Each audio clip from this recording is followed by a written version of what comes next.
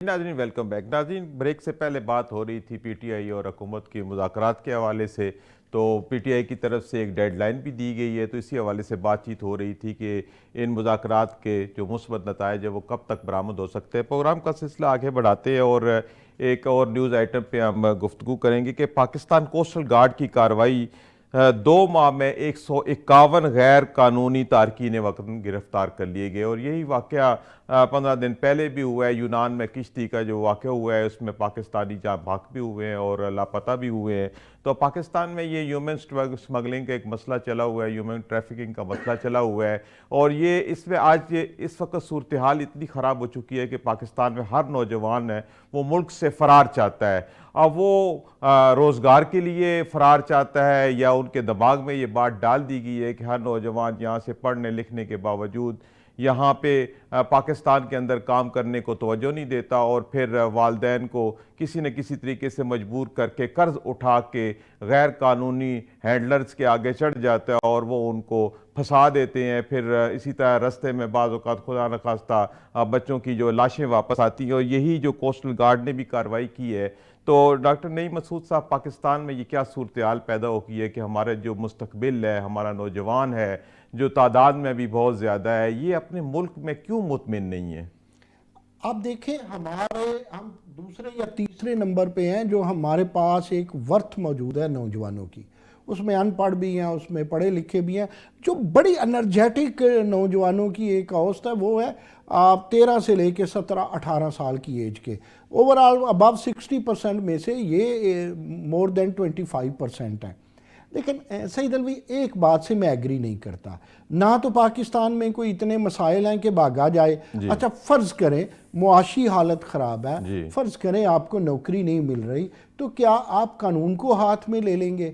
और कानून को हाथ में दो तरह के लोग ले रहे हैं। एक वो साइल हैं जो बाहर जाना चाहते हैं और वो बच्चे अपने अनपढ़ वालदैन को आप यूँ समझ लें कि यरगमाल कर लेते हैं या वर्गला लेते हैं। ये प्रॉपर लफ्ज़ है, वर्गला लेते हैं। वो ज़मीनें बेच के, उन्हें सारा कुछ बेच के, तो आप देखें उन्हें जाने की इजाज़त दे देते हैं और वो भी आग के दरिया पार करने पड़ते हैं। इसको किसने रोकना है? इसको रोकने के लिए पाकिस्तान की 23-24 के करीब एजेंसियां मौजूद हैं, जिसमें यूनिफॉर्म में भी हैं, यूनिफॉर्म के बगैर भी हैं, FIA भी है और भी हैं। इसको, इस इंसानी स्मगलिंग को नहीं मसूद या आप तो नहीं रोक सकते जी। इसको रोकना है हुकूमत ने। और देखें, मैंने एक दफ़ा आपके प्रोग्राम में इसी टॉपिक पे बात करते हुए कहा था कि हमारे यहाँ एक रवाज नहीं है। हमारी वजारतें 3, 4, 5 किस्म की इकट्ठी बैठ के, इसमें वजारत दाखिला, वजारत खारजा और फिर समंदर पार पाकिस्तानियों के जो वज़ीर हैं वो, उनको बैठ के एक पॉलिसी बनानी चाहिए और इस पॉलिसी पे फिर अमल करना चाहिए। लोग तो बाहर जाएंगे लालच में, लालच बुरी बला है। जो लालच में बाहर जाएगा, ज़्यादातर इसमें अनपढ़ लोग हैं, पढ़ा लिखा तबका, उसको तो वीज़े मिलते हैं।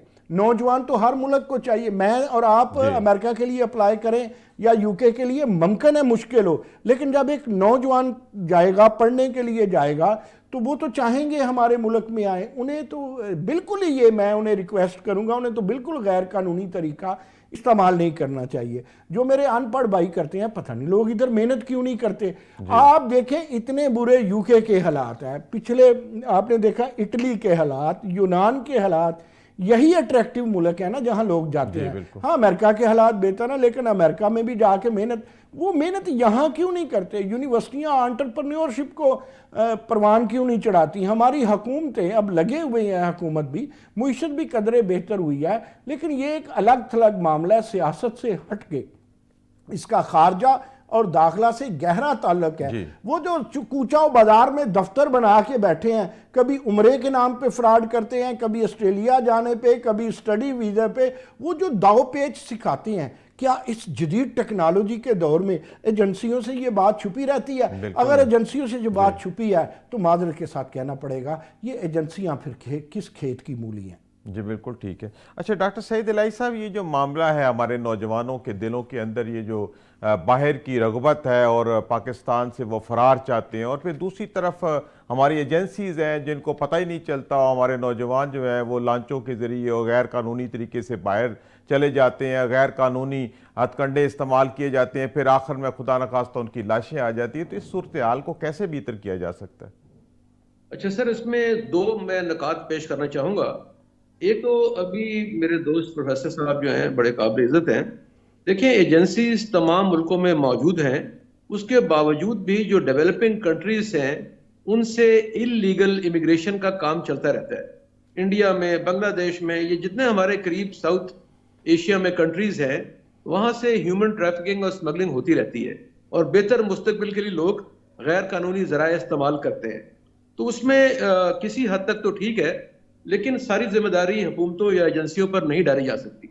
दूसरी बात यह है कि हमारे पास, जैसे बताया मेरे अजीज दोस्त ने, कि 64% यूथ बल्ज है, उसमें से 25% कम उम्र के हैं, और ये एक ट्रेयर है जो हमारे पास 50 साल तक रहेगा। सही। उसमें तरीका यह है कि हमारे नौजवानों को तालीम के बगैर सिर्फ स्किल और जो वोकेशनल ट्रेनिंग है वो दी जाए।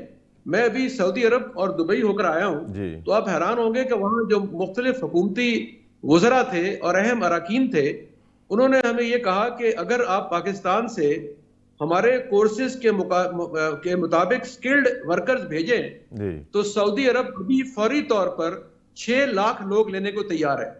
और यही हाल यूएई में है। लेकिन वो ये कहते हैं कि जो आपने स्किल देना है या आपने वोकेशनल ट्रेनिंग देनी है वो हमारे कोर्सेज यानी जर्मन स्टैंडर्ड के मुताबिक हो। तो इसका मतलब ये हुआ कि अगर पाकिस्तानी हुकूमत अपने नौजवानों को, बेरोजगार लोगों को वोकेशनल और स्किल ट्रेनिंग दे दे जो 6 माह से 1 साल तक मुहित हो, और उसके अलावा उन्हें छोटी मोटी जुबान सिखा दी जाए, तो मिलियंस ऑफ जो नौजवान हैं उनको नौकरी की ऑफर मौजूद है, नौकरियां हैं, और वो आपको प्रेफरेंस देने को तैयार हैं। लेकिन हमारे यहाँ से भीख मांगने वाले पहुंच जाते हैं, स्किलफुल लोग है नहीं है। तो हमारा ये अलमिया है, हुकूमत अगर इस पे तवज्जो दे तो लोगों को स्किल करे, ट्रेन करे, तो नौकरियां मौजूद हैं। जी बिल्कुल। महाराजा तरीन जी, इसके कुछ कानूनी पहलुओं पे जरा रोशनी डालें कि ह्यूमन ट्रैफिकिंग जो है इसको पाकिस्तानी हुकूमत क्यों नहीं रोक पा रही है? बिस्मिल्लाहिर्रहमानिर्रहीम। थोड़ा सा इसमें एक लॉजिक करना चाहूंगी और कानून दोनों की, कि फा देने से जो है ना, वो फंदा डालने से पॉपुलस नहीं रुकती, पॉलिसीज बनाने से पॉपुलस जो है वो रुकती है। तो ह्यूमन ट्रैफिकिंग क्यों होती है, ये एजेंसीज परपेचुएट क्यों करती हैं, इलीगल कारोबार क्यों चलता है किसी माशरे में?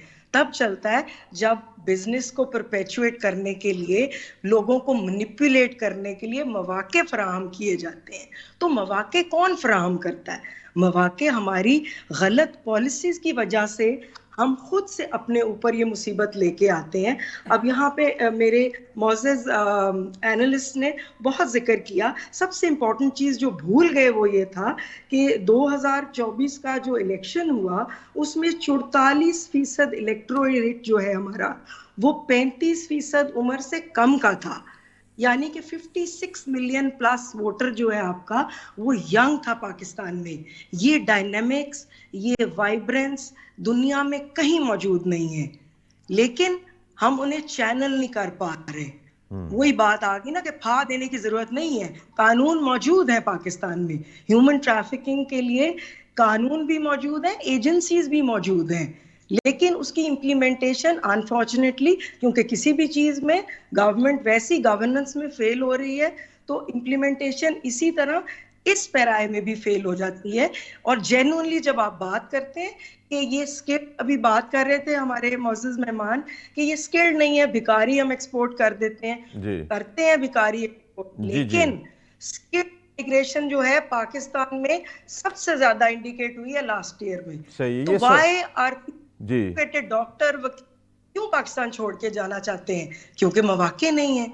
तो मौके कौन जनरेट करेगा? हुकूमत करेगी, और हुकूमत जब अच्छा, ये हमारे लोग बाहर जाके जराइम में भी मुलव्वस हो जाते हैं। जैसे हुकूमत ने यूएई में कैद 4700 कैदियों के पासपोर्ट जो है वो ब्लॉक कर दिए हैं। और ये बात ठीक है कि हमारे जो पाकिस्तानी हैं जैसे भीख मांगने के लिए जाते हैं, बाहर जाके जराइम में मुलव्वस हो जाते हैं, मंशियात की ट्रैफिकिंग में मुलव्वस हो जाते हैं। ये भी तो एक मसला है ना हमारे पाकिस्तानियों के लिए।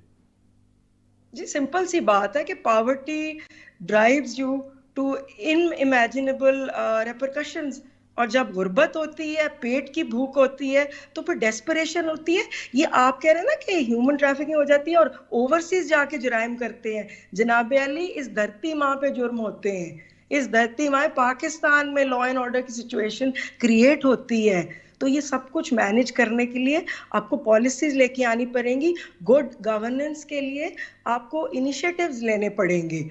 आपको ये नहीं फा दे देने से कानून बना के भूख और बेरोजगारी का खात्मा करना पड़ेगा। ऐसा नहीं होगा कि आप गरीब को दबा के रखेंगे, गरीब को अपॉर्चुनिटीज नहीं देंगे, किसान की गंदम नहीं खरीदेंगे टाइम जी पे। जी आप समझेंगे कि हम इंसान को दबा के और सांस को सफोकेट करके जी तो पाकिस्तान तरक्की करेगा। ये पाकिस्तान के लिए नुकसानदेह चीजें हैं। जी वो बिल्कुल लोग जो भूखे होंगे वो यहाँ भी लॉ एंड ऑर्डर करेंगे इशू, वो जी बाहर जाके भी क्राइसिस करेंगे। जी लेकिन बिल्कुल स्किल्ड माइग्रेशन बड़ी जी है। जी जी पढ़े बिल्कुल। लिखे आप लोग पाकिस्तान छोड़ आपका पॉइंट ऑफ व्यू आ मजबूर हो गया रहे हैं। जी, बिल्कुल ठीक है, बिल्कुल ठीक है जी। अच्छा प्रोफेसर नईम मसूद साहब, ये जो मसला बना हुआ है कि हमारी कौम टैक्स नहीं देती, अब फिर वो आज वफाकी वजीर ख़जाना ने कहा है कि टैक्स नादहिंदगान के खिलाफ जो है वो कार्रवाई की जाएगी और टैक्स सालाना टैक्स गैप जो है वो 7100 अरब का हो गया है। तो ये हमारे यहाँ टैक्स देने का जो एक रवाज है ये कब पड़ेगा, और जो इतनी इतनी बड़ी कारपोरेशन है, बड़े कारोबार है, FBR इनसे टैक्स क्यों नहीं ले पाता? देखिए, अगर तो मेरी बहन महाराजा तरीन के तनाजुर में देखें तो ये तो सारा कसूर 2024 के इलेक्शन का है, ये तो सारा हुकूमत का कसूर है। मैंने एक शुरू में अर्ज़ की थी कि दुनिया के किसी मुल्क में भी चले जाएं, उसके कल्चर, तहजीब और सियासत को अलग नहीं कर सकते। ये कल्चर आज नहीं बना, तहजीब आज नहीं बनी। मैं ख़ुद गवाह हूँ इस चीज़ का कि जितनी ला कानूनियत और जितने साइंटिफिक ला कानूनियत कानून फाहमों में है और जितनी करप्शन एजुकेशन में है, क्या ये भी हुकूमत का कसूर है? अच्छा चले, होगा कसूर, फिर हम पेश मंजर के पस मंजर में भी चलते हैं। 2017 में मुल्क अच्छे तरीके से चल रहा था, चूँकि 2007-8 में मिसाके जमहूरियत बड़ा अच्छा हुआ। 2017 में आखिर क्या हुआ था कि पनामा लड़ते लड़ते आपका अकामा पे केस चला गया, हुकूमत तोड़ दी गई। क्या वजह थी? वो वजीर आज़म, वो साबिक वजीर आज़म जो आज अंदर बैठे हैं, उन्हें सहूलत दी गई। कभी RTS बैठा दिया जाता है और कभी फार्म 47 होता है। तो ये तो बड़ी देर का चलता है, बीच में आए कोई भी ठीक नहीं कर सका। देखें, यही वकला के पास जाएं तो हमें ये कहेंगे जी आप इस कानून के तहत, इस कानून के तहत, इस कानून के तहत फंसते हैं, इसके तहत निकलते हैं, यही हमें पट्टियाँ पढ़ाते हैं। लेकिन बात यह है कि फिर ये हर कोई तबाह हो रहा है। आमरीत यहाँ तबाह हो गई, उसने कुछ नहीं किया। जमहूरियत यहाँ हम देखते हैं कि फेल हो गई। नहीं मेरे भाई, कुछ फेल नहीं हुआ। हमें ये मुल्क जो है, जहाँ जौहरी तवानाई का मुल्क है, आबादी बहुत ज़्यादा है, इसमें छोटी छोटी मैनेजमेंट्स हैं, ट्रांसपोर्ट्स की मैनेजमेंट है, या तो स्लीपिंग मैनेजमेंट भी ख़राब है यहाँ पर, और लैंड मैनेजमेंट, अब बहुत सारी मैनेजमेंट्स की ज़रूरत है, इस्लाहात लानी चाहिए। और जो बेरोज़गारी है, बेरोज़गारी की वजह भी हर अमेरिका जितनी बेरोज़गारी नहीं है यहाँ पे, हमने भी दुनिया देखी है, घूम के देखते हैं। UK में बड़ी बेरोज़गारी है। हाँ, जो भूखे पेट होता है उसको वो जुर्म की राह पे चल पड़ता है, लेकिन इसके बावजूद जब मुजरम को छुड़ा लिया जाता है और जो मुजरम नहीं होता उसे पकड़ लिया जाता है, कानून जो रास्ते देता है, बिल्कुल नाइंसाफी तो बहुत है। आप अपनी अदालतें जरा ठीक करके देखें, कोई शक नहीं, नाइंसाफी तो बहुत है, अदालतें ठीक करके लेकिन देखें। सवाल वही खड़ा है, आपकी अदालतें 148 नंबर पे हैं, बिल्कुल ठीक है, कानून फाहम नहीं है ना। सवाल तो वही खड़ा है, टैक्स क्यों नहीं देते हैं हम लोग? अब सॉरी, मैं आई एम वेरी सॉरी, अब वेरी सॉरी, टैक्स वाला मामला ये है कि हम टैक्स नेटवर्क में सिर्फ उस पे बोझ डालते हैं जो फाइलर है, दूसरों से हम टैक्स नहीं लेते। GST और जनरल सेल टैक्स हमने इतने बढ़ा दिए हैं, हर चीज़ अब जिस तरह कंप्यूटराइज होने जा रही है। IT आपके बहुत बड़ा टूल है। आप लोगों को देखें, जागीरदार से टैक्स क्यों नहीं लेते आप?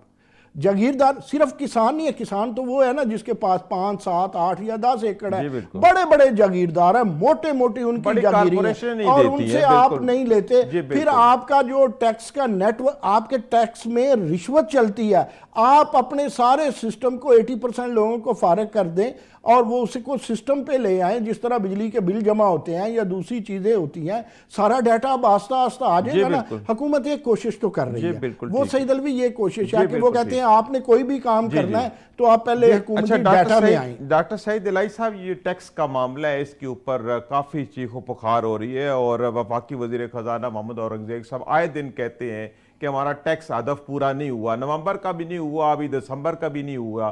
तो ये क्या वजह है कि एफबीआर को बार बार वहाँ पे इस्लाहात भी की गई, उसके रिस्ट्रक्चर भी किया गया, लेकिन जिनके ऊपर टैक्स बनता है, बड़ी कारपोरेशन है, बड़े कारोबार है, वहाँ से टैक्स ले नहीं पाती हुकूमत और फिर इनडायरेक्ट टैक्सेस के जरिए पैसे इकट्ठे करती है।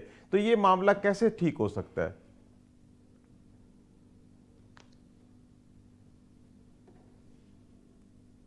सईद इलाही साहब, आपको मेरी आवाज़ आ रही है?